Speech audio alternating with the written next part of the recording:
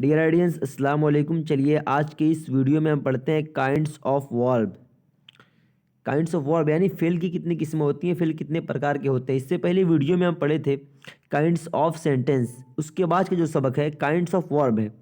तो आज की इस वीडियो में हम जानेंगे काइंड्स ऑफ वर्ब, वर्ब की कितनी किस्में होती हैं और उनकी डिफिनेशन एग्जाम्पल के साथ। चलिए देखते हैं काइंड्स ऑफ वर्ब। अंग्रेज़ी में वर्ब की मुंदरजा झैल 4 किस्में बताई जाती हैं। कौन कौन सी 4 किस्में? First intransitive verb, second transitive verb, third linking verb, fourth auxiliary helping verb. और ये ट्रांजिटिव वर्ब को फ़िल लाजिम कहते हैं, इंट्रांजिटिव वर्ब को फ़िल लाजिम कहते हैं, ट्रांजिटिव वर्ब को फ़िल मुतअद्दी कहते हैं। और लिंकिंग वर्ब और एक्सुलरी वर्ब इसके वीडियो मैं कल की वीडियो में बनाऊंगा। आज की इस वीडियो में सिर्फ 2 चीज़ें आप पढ़ेंगे, इंट्रांजिटिव और transitive. Definition and example. Intransitive verb, intransitive verb किसे कहते हैं? वह फेल जिसका कोई मफऊल नहीं होता है और वह खुद मुकम्मल माना रखता है, नीस काम सिर्फ फ़ाइल के साथ ही ख़त्म हो जाता है और असर किसी दूसरे चीज़ या शख्स पर नहीं पड़ता है, उसे इंट्रांजिटिव वर्ब कहा जाता है। यानी इंट्रांजिटिव वर्ब उसे कहते हैं जिसमें ऑब्जेक्ट ना पाया जाए, सिर्फ काम उसका वर्ब और सब्जेक्ट ही से काम मुकम्मल हो जाए, पूरा हो जाए, उसमें ऑब्जेक्ट की ज़रूरत ना पड़े, उसे ट्रांजिटिव कहा जाता है। जैसे आप एग्जाम्पल में देखें,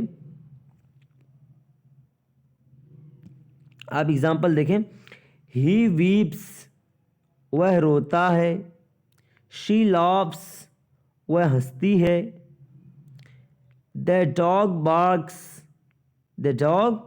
बार्क्स कुत्ता भौंकता है, यू केम तुम आए या आए थे। तो आप इन एग्जाम्पल में देखें, इसमें कहीं पर ऑब्जेक्ट नहीं है, यानी ही वीप्स, इसमें सिर्फ ही क्या है, ये सब्जेक्ट है, और वीप्स क्या है, ये वर्ब है। तो इसमें ऑब्जेक्ट नहीं है, और जिसमें ऑब्जेक्ट ना पाया जाए, सिर्फ काम सब्जेक्ट और वर्ब से ही पूरा हो जाए, उसी को इंट्रांजिटिव वर्ब कहा जाता है। तो इसमें कहीं पे ऑब्जेक्ट है ही नहीं है कि ही वीप्स वह हंसता है, वह रोता है, शी लाफ्स वह हंसती है, द डॉग बार्क्स कुत्ता भौंकता है, यू केम तुम आए या आए थे। इसमें कहीं ऑब्जेक्ट है ही नहीं है। अब यहाँ के एक नोट आप देख लें, हिदायत। ऊपर दी गई चारों मिसालों में देख रहे हैं कि जो अफ़आल यानी जो वर्ब केम, बार्क, लॉफ, वीप आए हैं, सब के सब बग़ैर मफ़ऊल के इस्तेमाल किए गए हैं और ख़ुद में मुकम्मल माना रखते हैं। इसीलिए मज़कूरा ख़त कशीदा अल्फाज इंट्रांजिटिव वर्ब है। यानी जो वहाँ पर ऊपर यही इसमें कहा जा रहा है नोट में कि यहाँ पर जितने भी आप देख रहे हैं केम, बार्क, लाफ, वीप्स, इसमें कहीं पे इनके साथ में ऑब्जेक्ट का जिक्र हुआ ही नहीं है। ठीक है। अब दोनों में तरीका आप देख लें, फ़िल लाजिम पहचानने का तरीका।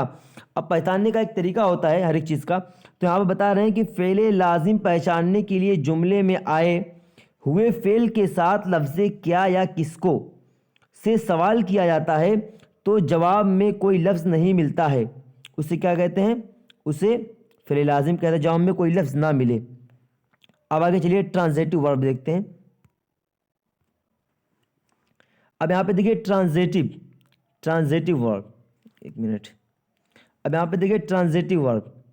तो अब ट्रांजिटिव में ये होता है कि उसमें काम जो होता है वो सब्जेक्ट और वर्ब से ही पूरा मुकम्मल नहीं होता है, बल्कि उसमें ऑब्जेक्ट की भी ज़रूरत पड़ती है, यानी उसमें मफ़ऊल की भी ज़रूरत पड़ती है।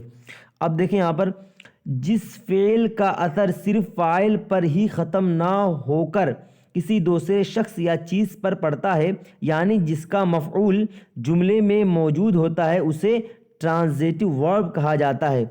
उसे ट्रांजिटिव वर्ब कहा जाता है, यानी जिसका मफ़ऊल जुमले में मौजूद होता है। यहाँ पर कुछ एग्जाम्पल दिए गए, आप उनको देखें। जैसे असलम एक पैगाम लिखता है, Aslam rights a message.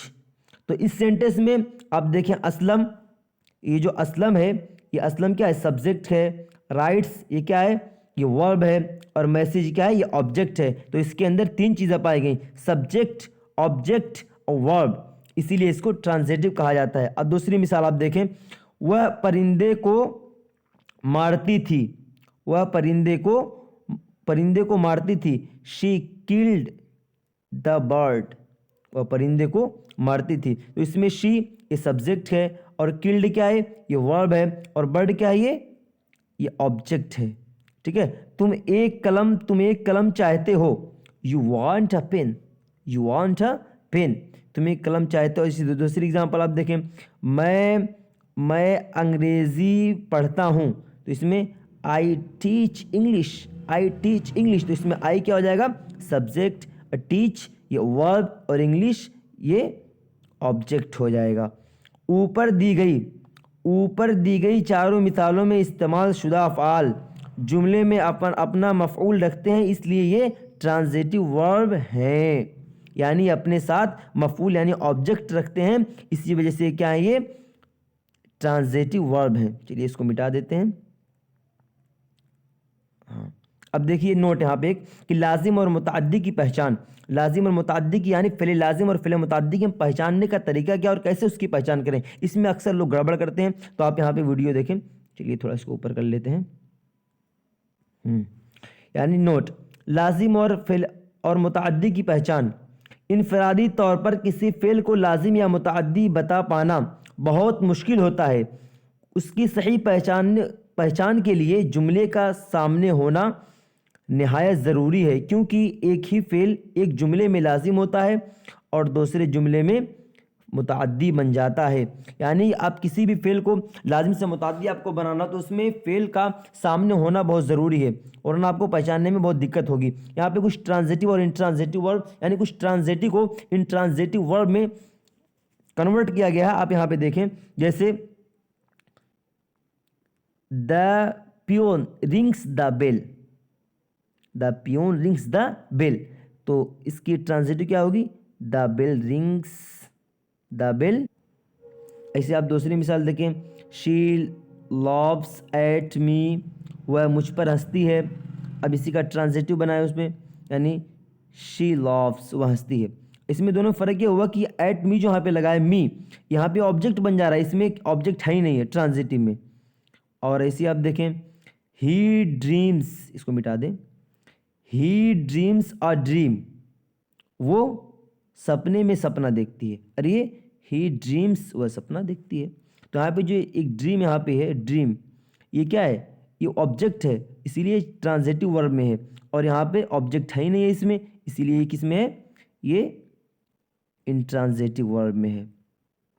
Dear friends, आज की इस वीडियो में इतना काफ़ी है, और इसके आगे जो है लिंकिंग वर्ब और जो दो और इसके साथ हैं, यानी लिंकिंग वर्ब और एक्सिलरी हेल्पिंग वर्ब, ये दोनों आज कल की वीडियो में आप देखेंगे ज़रूर। अस्सलाम वालेकुम।